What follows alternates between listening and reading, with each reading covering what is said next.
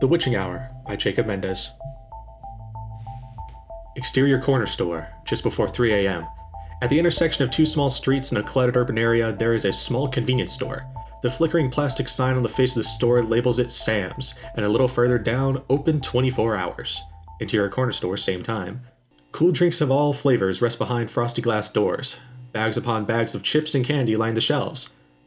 At the counter, a tall, lanky young woman in a corner store uniform rests lazily against the counter, coffee in one hand and phone in the other.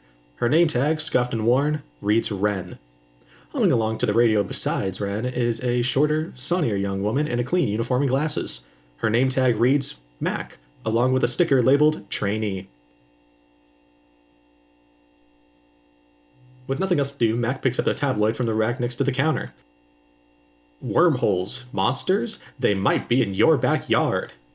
The ridiculous headline makes Mac giggle, but Wren looks over and suddenly snaps to attention. Her eyes dart to the clock above the counter, seconds to 3 a.m.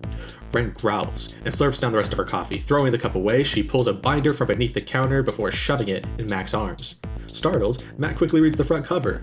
Witching Hour Survival Instructions. It's been taped back together times and times over with various sticky notes poking out the sides. Mac looks up with an arched brow to see Wren locking the front door. Before the former can ask what the deal is, the clock strikes 3.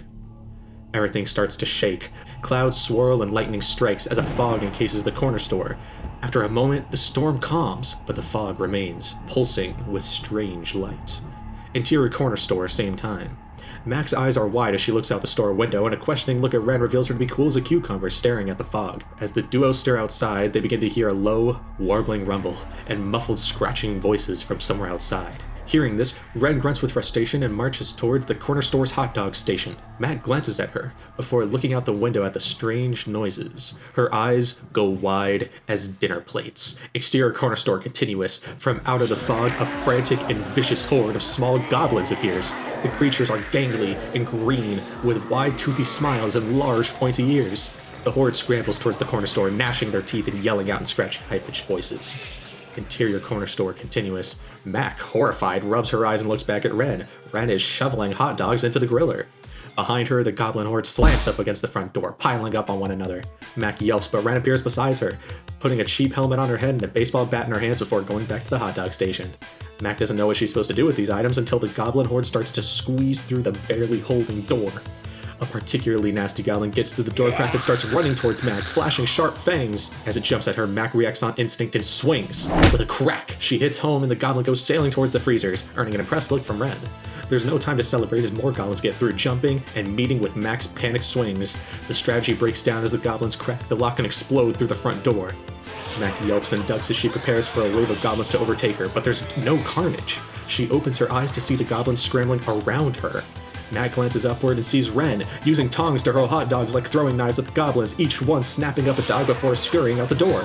As Wren runs out of hot dogs, the last of the goblins goes scrambling back out into the fog.